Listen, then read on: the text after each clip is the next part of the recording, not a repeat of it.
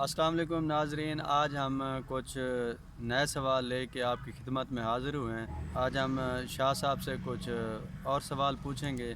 آپ کے یہ سوال آپ سن کے آپ کے علم میں اضافہ ہوگا۔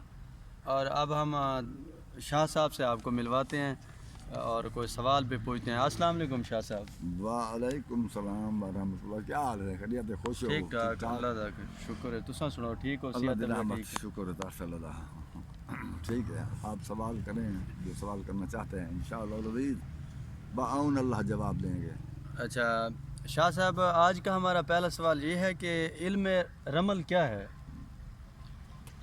علم رمل یہ ہے کہ بعض روایات کے مطابق یہ حضرت آدم علیہ السلام پر یہ علم نازل ہوا، یعنی حضرت آدم علیہ السلام، کیونکہ اس کی اولاد دور دور تک پھیل گئی تھی، وہ رمل کے ذریعے معلوم کرتے تھے کہ میری اولاد کس حال میں ہے، کوئی کس حال میں ہے۔ اور بعض روایات کے مطابق یہ علم حضرت دانیال علیہ السلام پیغمبر پر نازل ہوا۔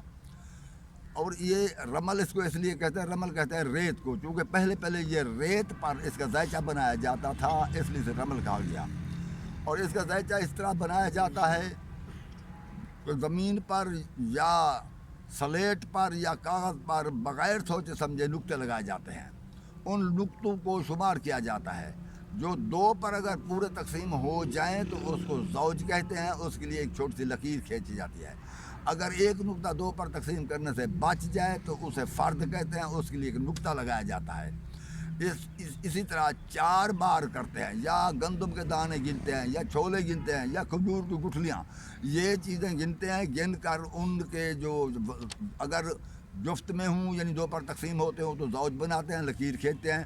اگر ایک بچ جائے تو پھر ایک نقطہ لگا دیتے ہیں۔ اس طرح 4 بار کرنے سے ایک شکل وجود میں آ جاتی ہے۔ پھر اسی طرح دوسری، تیسری، چوتھی شکل بناتے ہیں۔